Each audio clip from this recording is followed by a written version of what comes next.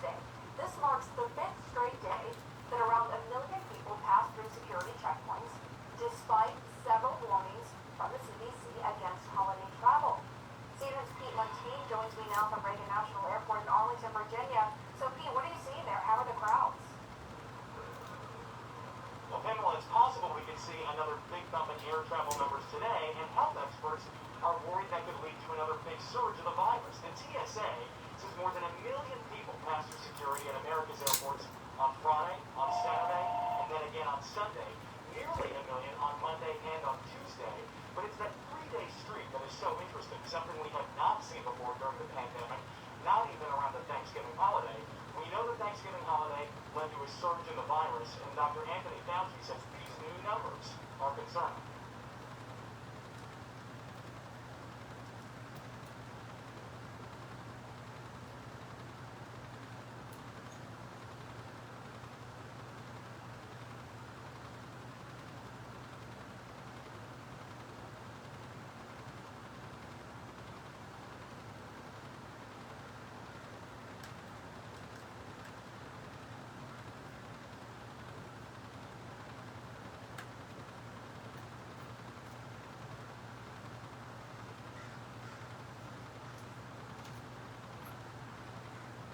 Crisis mode, according to one healthcare executive there. Coronavirus cases have climbed to nearly 2 million.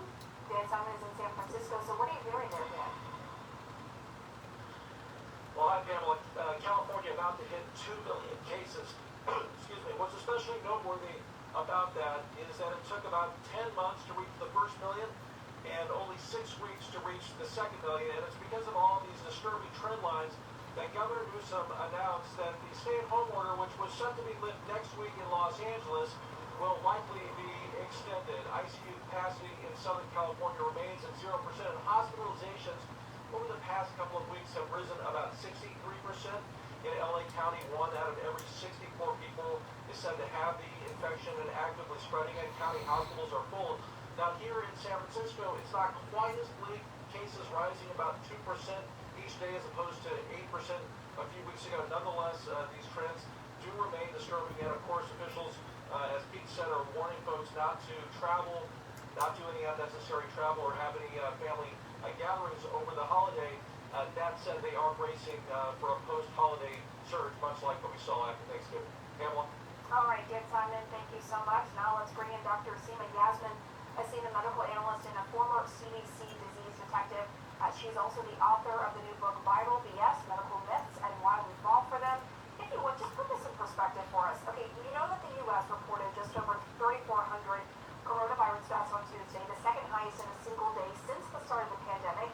That timeline, what we're seeing in hospitals and the death rate, lines up with people who were affected around the Thanksgiving holiday. What goes through your mind as we continue to see Americans ignore travel warnings around Christmas? What is the risk to them and their loved ones? What goes through my mind, Pamela, is horror that now we're seeing the bump from Thanksgiving travel, but actually we're still seeing millions of people pass through TSA checkpoints per day over the last 5 days.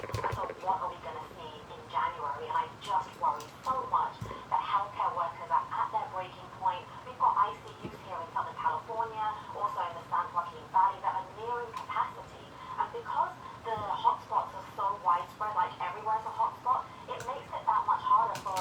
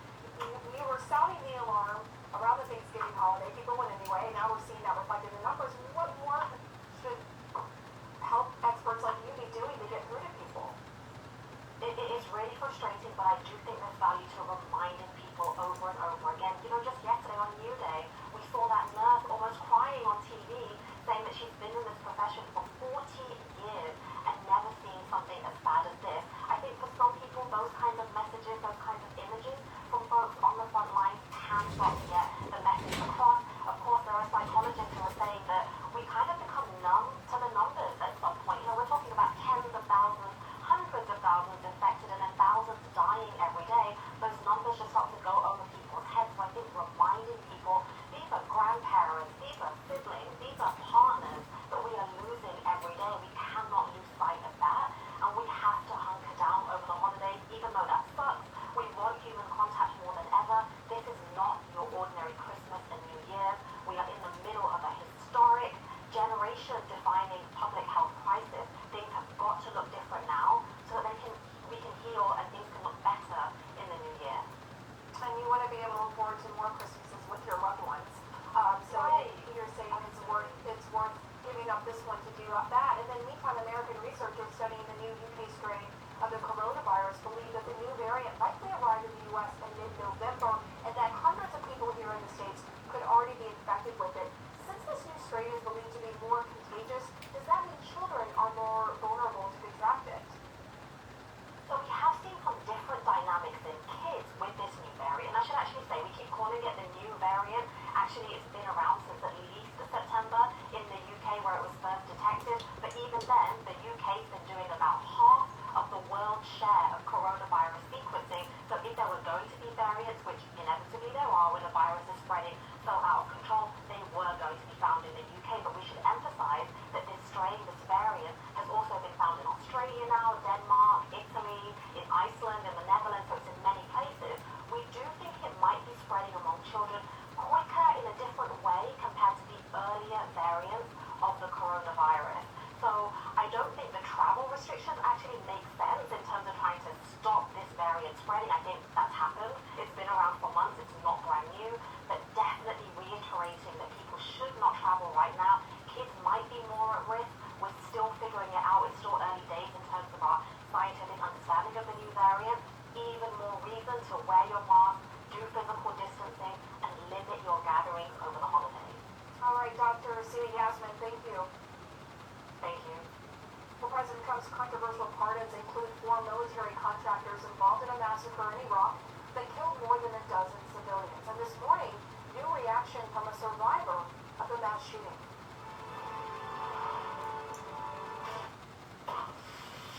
Already. 2021. Ready for this? New Year's Eve Live with Anderson Cooper and Andy Cohen. I have a very good feeling about this one. Your journey requires Liberty Mutual. They customize your car insurance so you only pay for what you need. Wow, that will save you lots of money. This game's boring. Only pay for what you need. The time will come, Diane. This world is not yet ready for all that evil to do.